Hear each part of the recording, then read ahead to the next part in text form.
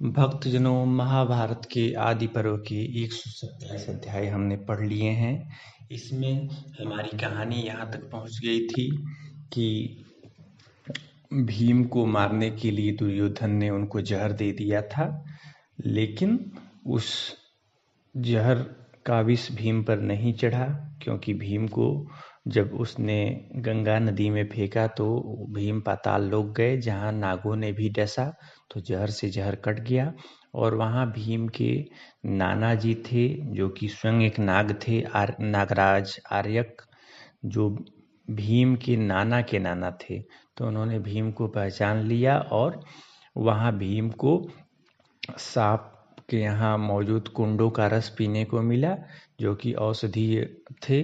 उनको पी करके भीम को 10,000 हाथियों का बल मिला। इस प्रकार जहाँ दुर्योधन ने भीम को मार करके पांडवों को कमजोर करने की कोशिश की, वहीं भीम 10,000 हाथियों का बल लेकर के जीवित वहाँ से लौट आए। आगे की कहानी अध्याय 128वें में बढ़ते हैं। तो होता ये है कि सारे कौरव और पांडव अपना खेल कूद करके बिना भीम के ही हस्तिनापुर आ जाते हैं। सबको ये लगता है कि भीम पहले ही घर चले गए हैं। उनको नहीं मालूम होता है कि भीम को तो दुर्योधन ने गंगा नदी में फेंक दिया है। अब युधिष्ठिर बेचारे धर्मात्मा आदमी, उनको दुर्योधन की इस दुष्टता का थोड़ा भी मन में भी ख्याल नहीं आता है। लेकिन वह घर पहुंच करके माँ कुंती से पूछते हैं कि भीम आ गया क्या, क्योंकि हमें वहाँ भीम मिला नहीं, तो हम लोग यही समझे कि भीम सबसे पहले चला आया। हे माँ, बताओ भीम को क्या तुमने देखा? तो कुंती बताती हैं कि नहीं नहीं बेटा, मैंने भीम को तो नहीं देखा, भीम तो अभी नहीं आया। तुम लोग चारों भाई मिल करके जाओ और भीम को, तीनों भाई मिलो और जा कर के भीम को ढूंढो। फिर वो विदुर के पास भी पहुंचती हैं कि भीम का जरा पता लगाइए, भीम मिला नहीं। वहाँ वो ये भी कहती हैं कि दुर्योधन बहुत जलता था भीम से, और वह क्रूर बुद्धि का व्यक्ति है, राज्य का लोभी है, इसीलिए मुझे डर है कि वह भीम को धोखा देकर मरवा भी दिया होगा, इसलिए मैं बहुत डरी हुई हूँ। तो विदुर कहते हैं ऐसी बात मत करो।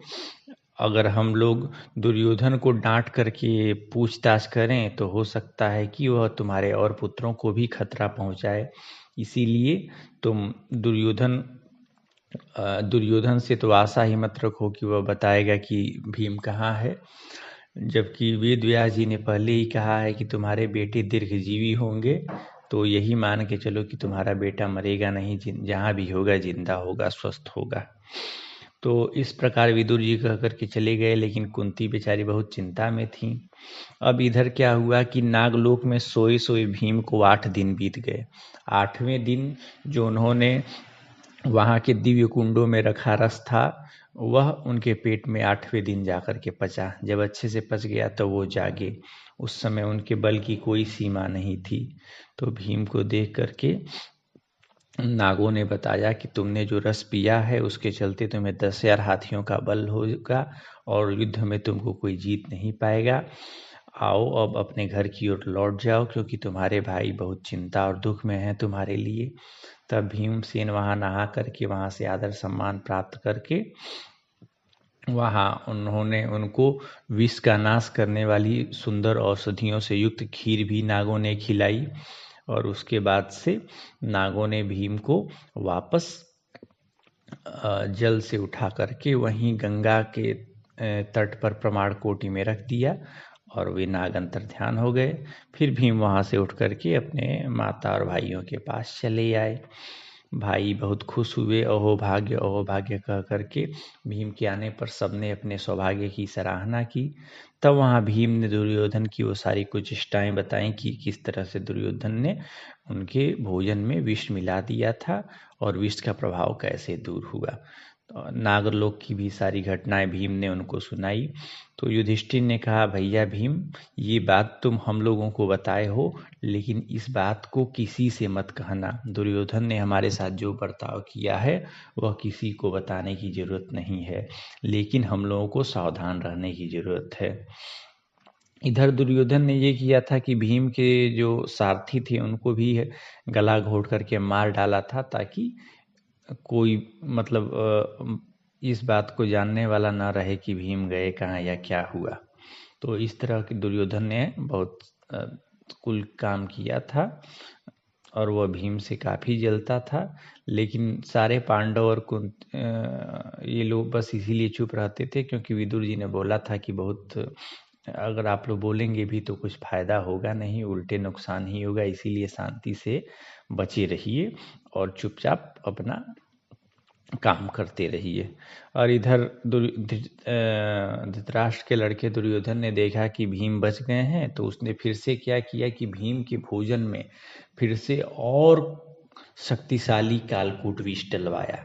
लेकिन जो धृतराष्ट्र के दूसरे लड़के थे वैश्यापुत्र युयुत्सु, उन्होंने पांडवों को ये बात बता दिया था कि आप भीम के भोजन में जहर डलवाया गया है।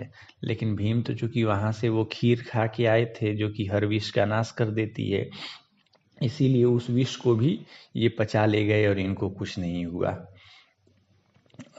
क्यों? क्योंकि भीम के पेट में एक वृक नाम की अग्नि थी और उसी अग्नि ने उस विष को पचा लिया था, इसीलिए भीम को वृकोदर भी कहते हैं। इस प्रकार दुर्योधन, कर्ण और शकुनी ने अनेक उपायों द्वारा पांडवों को मारने की कोशिश की। पांडव वो उपायों को जब जान लेते थे तो बेचारे बहुत क्रोधित हो जाते थे कि ये कर देंगे वो कर देंगे, लेकिन फिर विदुर जी से बातचीत करते थे तो विदुर जी कहते थे कि नहीं नहीं, शांति से काम लो, बहुत इसको प्रकट करने की जरूरत नहीं है। अब इधर धृतराष्ट्र ने देखा कि ये लोग जितने भी बालक हैं हमेशा खेल कूद में लगे रहने के चलते काफ़ी उद्दंड हो गए हैं, तो उन्होंने उनको शिक्षा देने के लिए कृपाचार्य जी को नियुक्त किया। कृपाचार्य जी जो थे वह सरकंडे के समूह से पैदा हुए थे और समस्त शास्त्रों के ज्ञाता थे।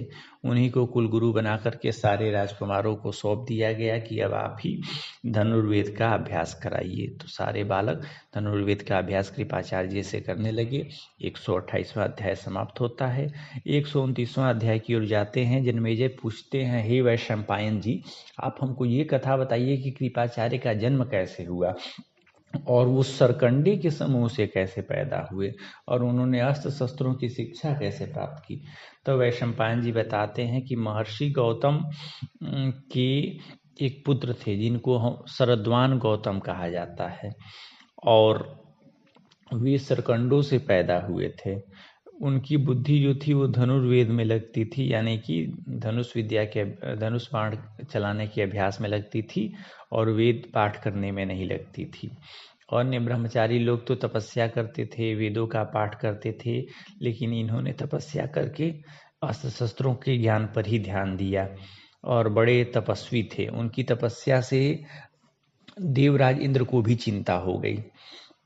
तो उन शरद्वान गौतम को मोहित करने के लिए देवराज इंद्र ने जानपदी नाम की एक देव कन्या को भेजा और आदेश दिया कि तुम जाकर के शरद्वान की तपस्या में विघ्न डालो। तो वह वहां आई और उसने क्या किया कि अपने शरीर की बनावट से शरद्वान ऋषि को मोहित कर लिया। शरद्वान ऋषि के धनुष बाण छूट करके गिर गए और उनको देख करके शरद्वान ऋषि के मन में विकार उत्पन्न हो गया, जिससे कि शरद्वान ऋषि का वीर्य स्खलित हुआ और वह जो वीर्य था वह सरकंडों के समूह पर गिरा और गिरते ही वह वीर्य 2 भागों में बट गया। अब मुनि तो वहाँ से अपना धनुष, मृगचर्म, आश्रम और अप्सरा सभी को छोड़ करके चले गए। बेचारे धैर्यवान थे तो उन्होंने अप्सरा के साथ कुछ किया नहीं, लेकिन वह जो वीर्य गिरा था उसी के फलस्वरूप 2 भागों में बटा था। तो एक भाग से पुत्र की और एक भाग से पुत्री की उत्पत्ति हुई। तो राजा जो शांतनु थे वह एक बार वन में शिकार खेलने आए थे, तो उनके किसी सैनिक ने देखा कि 2 छोटे छोटे बच्चे हैं और उनके बगल में धनुष बाण भी रखा है और मृगचर्म भी रखा है।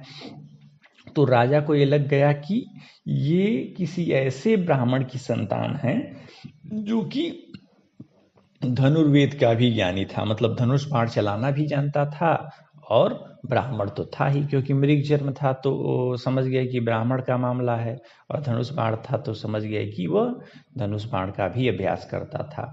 तो राजा को जब सैनिक ने दिखाया इन बच्चों को, तो राजा उनको देखते ही कृपा के वशीभूत हो गए और उनका मन दया भाव कृपा भाव से भर गया। तो उन दोनों संतानों को अपने घर लेते आए और शांतनु यही बोलते थे कि ये दोनों मेरी ही संतानें हैं। तो वही जो भीष्म के पिताजी शांतनु थे, उन्होंने ही क्या किया था, इन बालकों का पालन पोषण किया और सारे संस्कार दिए। और शरद्वान ऋषि तो भाई दूसरे आश्रम में जाकर के धनुर्वेद का अभ्यास करते थे। तो शांतनु ने सोचा कि इन बालकों को मैंने अपनी कृपा दृष्टि से पाला पोसा है, इसीलिए बालक का नाम कृप रखा और बालिका का नाम कृपा रख दिया।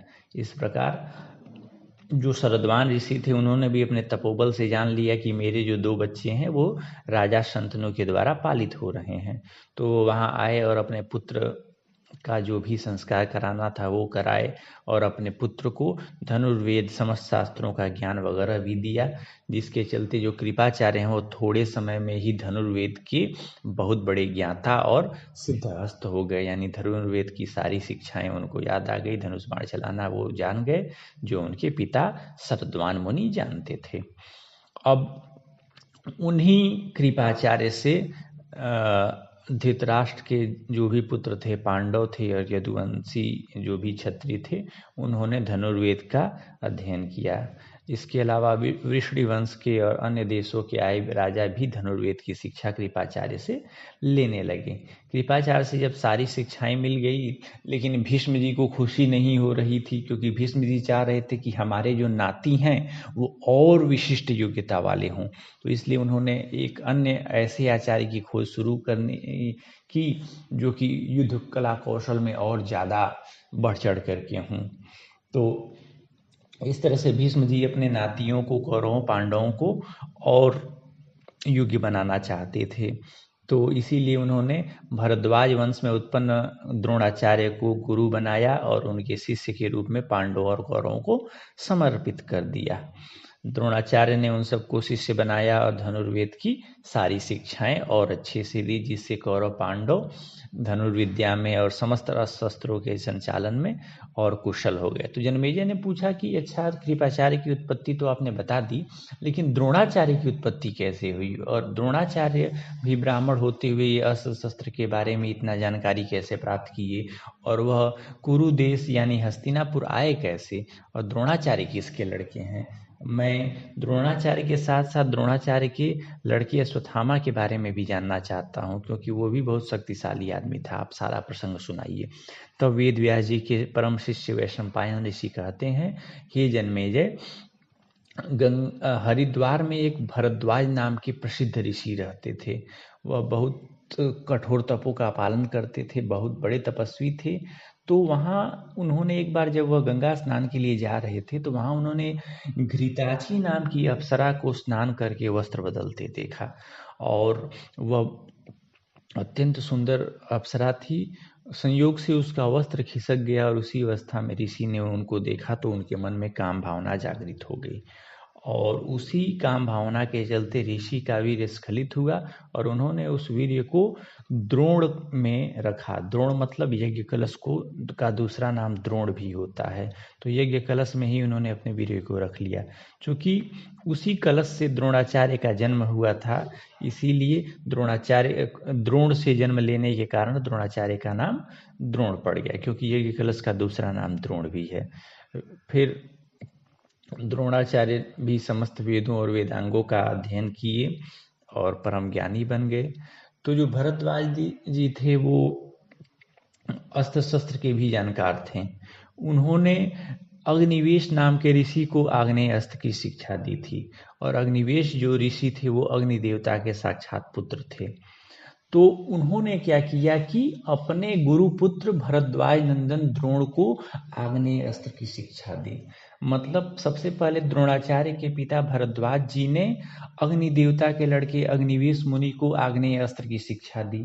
फिर अग्निवेश मुनि ने क्या किया कि भरद्वाज जी के लड़के द्रोणाचार्य को आग्नेय अस्त्र की शिक्षा दी। उस समय भरद्वाज के एक मित्र थे राजा प्रीषत, और उनका लड़का था द्रुपद। तो द्रुपद भी बहुत महान क्षत्रिय थे, तो वह भी भरद्वाज ऋषि के आश्रम में आते थे, द्रोणाचार्य के साथ खेलते थे और पढ़ाई करते थे। यानी कि द्रुपद और द्रोणाचार्य बचपन के मित्र थे, साथ ही पढ़े लिखे खेले खाए थे। तो हुआ क्या कि जब राजा पृषद की मृत्यु हो गई तो द्रुपद को उत्तर पांचाल देश का राजा बना दिया गया, क्योंकि वही उनके वारिस थे। इसी तरह कुछ दिनों बाद भरद्वाज ऋषि भी स्वर्गवासी हो गए और द्रोणाचार्य उसी आश्रम में रह करके तपस्या करने लगे। तो द्रोणाचार्य को वेदांगों का ज्ञान तो था ही, साथ ही द्रोणाचार्य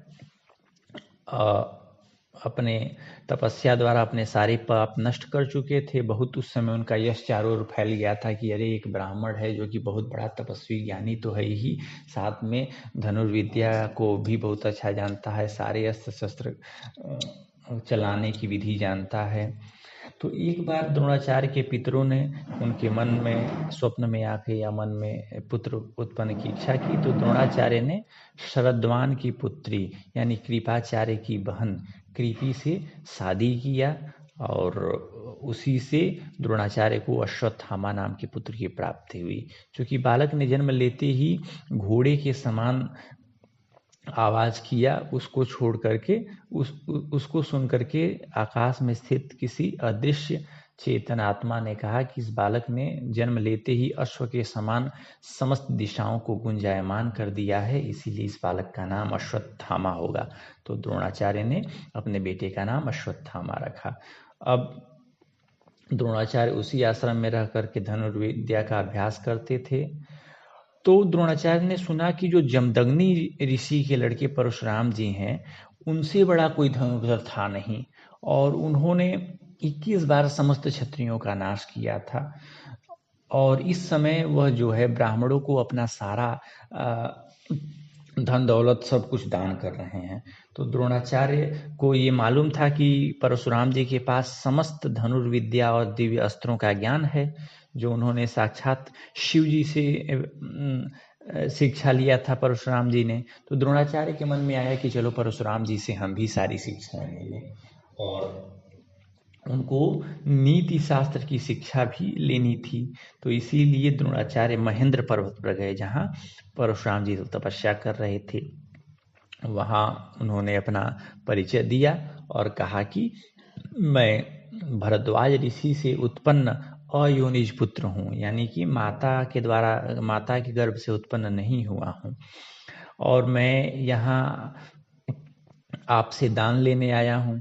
तो परशुराम जी ने पूछा कि आप क्या दान चाहते हैं, आप बताइए, क्योंकि मैंने तो जो भी धरती थी पूरी ब्राह्मणों को दान कर दी है, और मेरे पास मेरा शरीर बचा है और मेरे साथ अस्त्र शस्त्रों का ज्ञान बचा है। आपको क्या चाहिए, जो चाहिए आप बताइए। तो द्रोणाचार्य ने कहा कि आप मुझको समस्त अस्त्र शस्त्रों का ज्ञान बताइए, प्रयोग करने की विधि बताइए, और उन अस्त्र शस्त्रों से कैसे संहार किया जाता है, उन अस्त्र शस्त्रों को कैसे लौटाया जाता है, मैं सारा ज्ञान जानना चाहता हूँ।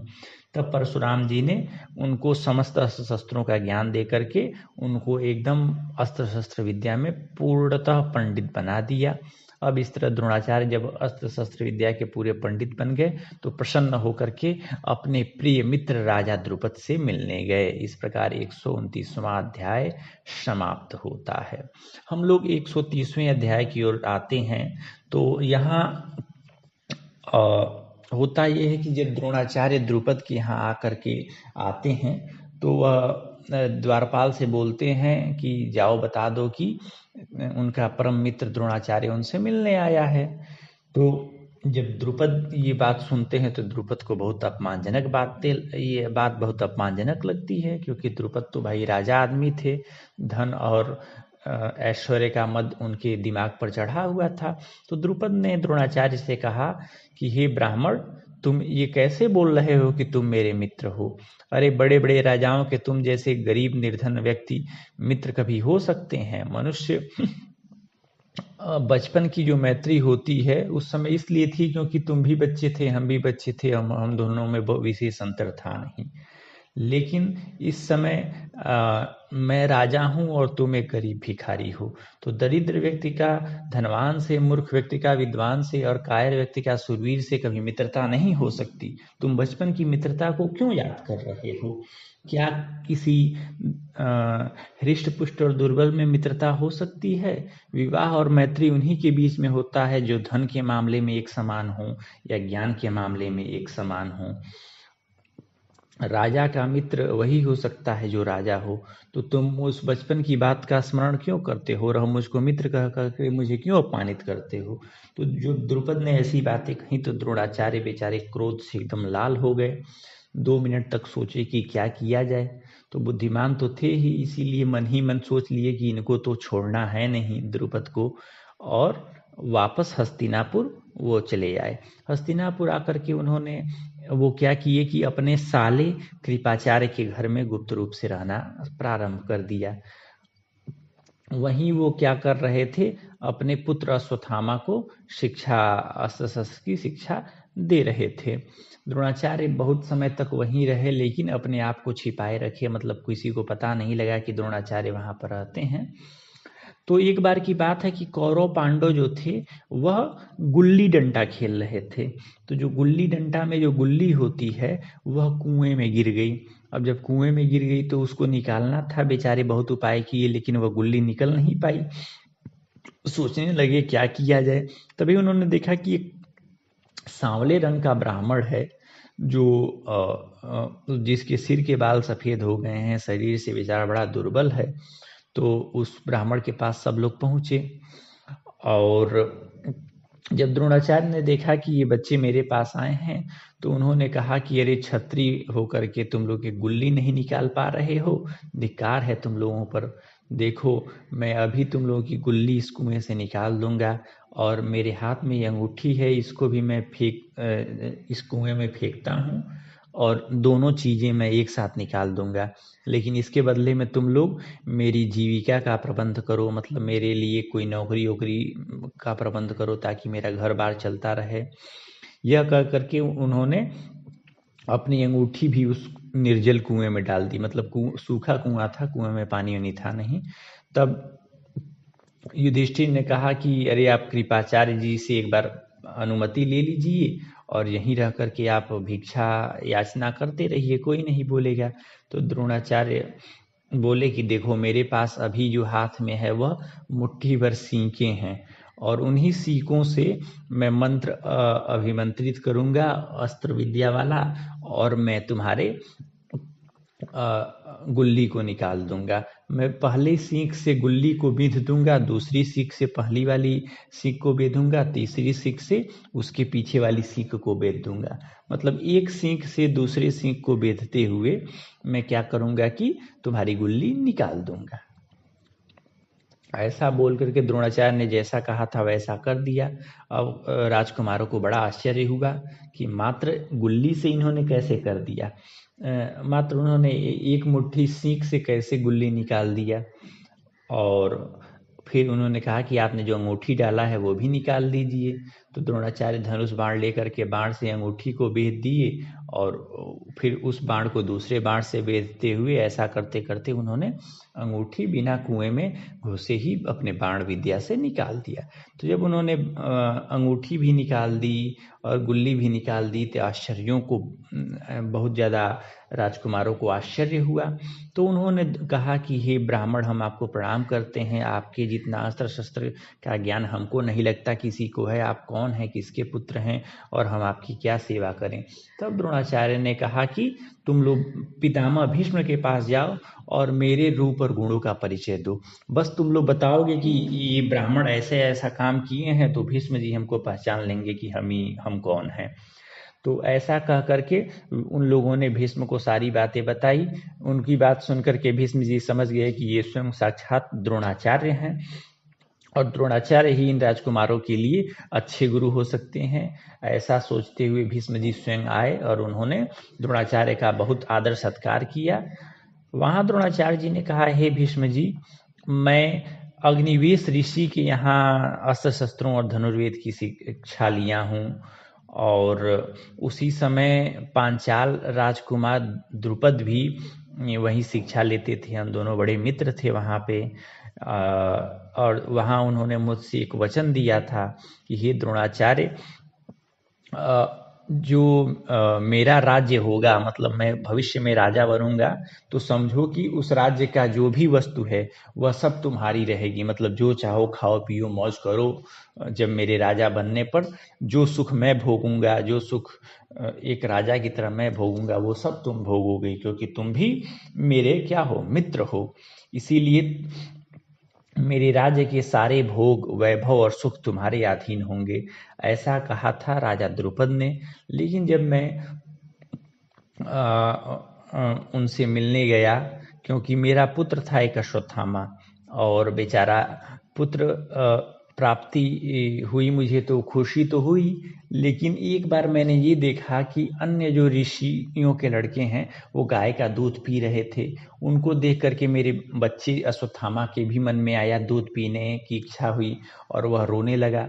लेकिन जब उसने दूध की डिमांड मेरे सामने की तो मेरी आंखों के सामने अंधेरा छा गया, क्योंकि हम इतने गरीब आदमी कि हम उसके लिए गाय के दूध की क्या व्यवस्था करते। तो मैं इसीलिए क्या किया कि सोचा कि किसी अगर ब्राह्मण से मैं गाय मांगता हूँ तो उस ब्राह्मण को कष्ट होगा, क्योंकि वह बेचारा मांगने पर गाय तो दे देगा, लेकिन उसके यहाँ जो यज्ञ कर्म हो रहे हैं या जो भी काम हो रहा है उसमें बाधा आएगी। इसीलिए मुझे ऐसे आदमी से गाय मांगनी चाहिए जिसके पास हजारों लाखों की संख्या में गायें हों, तो उससे अगर एक दो गाय मैं ले भी लूँ तो क्या दिक्कत होगी। यही सोचते हुए मैं अपने मित्र के यहाँ गया कि मेरा मित्र द्रुपद है, वो तो गाय दे ही देगा। लेकिन उसके पहले, द्रुपद के पहले जाने से पहले मैं अन्य जगह भी ट्राई करने गया कि कहीं दूसरी जगह मिल जाए सुविधा से, गाय लोग दान कर दे मुझको ब्राह्मण जान के, लेकिन मुझे गाय नहीं मिली। तो मैं लौट करके जब अपने घर आया तो देखा कि अन्य ऋषियों के जो बच्चे हैं उन्होंने अश्वत्थामा को आटे का पानी देख करके अश्वत्थामा को ललचा रहे थे, और मेरा बेटा अश्वत्थामा आटे के पानी को ही दूध समझ करके नाच पी रहा था और नाच रहा था कि हा हा मैंने भी दूध पी लिया, मैंने भी दूध पी लिया। तो इस प्रकार मेरे पुत्र को आटे का पानी पीते हुए और नाचते हुए और जो ऋषियों के लड़के थे वह उसकी हंसी उड़ा रहे थे। यह देख करके मेरे मन में बड़ा ही दुख हुआ। उस समय और भी लोग थे जो मुझको गाली दे रहे थे कि इस द्रोणाचार्य को धिक्कार है जो धन अर्जित नहीं कर रहा है। देखो जिसका बेटा दूध की लालच में आटा मिला हुआ पानी पी करके नाच रहा है, उसको लग रहा है कि वह दूध पी लिया, दूध पी लिया, फिर भी द्रोणाचार्य को शर्म नहीं आता कि अपने बेटे के लिए कुछ करें, कुछ धन जुटाने का काम करें। तो जब लोगों की यह शिकायत मैं सुनी तो मैं बहुत दुखित हो गया, और मैंने ये सोच लिया था कि मुझे अपने बेटे के लिए गाय की व्यवस्था करनी होगी। लेकिन फिर भी मेरा ये दृढ़ संकल्प था कि मैं धन के लोभ से दूसरों की सेवा नहीं करूंगा, क्योंकि मैं इसको बहुत पाप कर्म मानता हूँ कि कहीं जाकर के चापलूसी कर रहे हैं या कोई ऐसा काम कर रहे हैं जिसमें लोगों की चापलूसी करनी पड़े। भले ही मैं उपवास करके जीवन काट लूँ, धन अभाव में रहूं, लेकिन ये काम तो मैं नहीं करूंगा। इसीलिए मैं अपने बेटे और अपनी पत्नी को लेकर के वहाँ से राजा द्रुपद के यहाँ चला आया, क्योंकि राजा द्रुपद ने बोला था कि भाई हम मित्र हैं, कभी भी दिक्कत आए तो तुम मेरे यहाँ आ जाना, क्योंकि मेरे राज्य में जो कुछ है वो सब तुम्हारे उपभोग के लिए है, जो चाहो मौज उड़ाओ। तो मैं अपने इस तरह मैं द्रुपद के पास पहुंचा और द्रुपद को मैंने याद दिलाया कि देखो हम लोग गुरुकुल में कितने अच्छे मित्र थे और तुमने मुझे वचन भी दिया था। लेकिन द्रुपद ने तो मुझको पहचानने से भी इनकार कर दिया और मुझको बहुत कुछ कहा कि जैसे जैसे आदमी बड़ा होता है बचपन की मित्रता वैसे वैसे कम होती चली जाती है। उस समय हम लोगों की मित्रता इसीलिए थी कि हम लोग बालक थे, लेकिन इस समय मैं राजा हूँ और तुम एक गरीब भिखारी आदमी, तो हम दोनों की मित्रता कैसे हो सकती है। इसलिए हे द्रोणाचार्य, तुम मन से मित्रता के भाव को निकाल दो। तो इस तरह जब मैं द्रुपद से अपमानित हुआ तो मैंने शपथ लिया और उसी की मैं द्रुपद से बदला लूँगा और मैं वहाँ से लौट आया। अब मैं पांचाल देश से लौट करके हस्तिनापुर आया हूँ। हे भीष्म जी, बताइए आप मुझसे क्या चाहते हैं। तब भीष्म जी ने कहा कि आप अस्त्र शस्त्रों के बहुत बड़े ज्ञानी आदमी हैं, तो मैं चाहता हूँ कि इन अस्त्र शस्त्रों के ज्ञान से पांडवों और कौरवों को भी आप परिपूर्ण करिए, और आपको जो भी चीज़ चाहिए, जो भी धन दौलत या जो भी चीज़ें चाहिए, उन सब की सप्लाई हस्तिनापुर करेगा। यानी कि जो भी धन चाहिए, जो भी सुख चाहिए, वो सब हस्तिनापुर से मिल जाएगा। आप हमारे नातियों को शिक्षा दीजिए।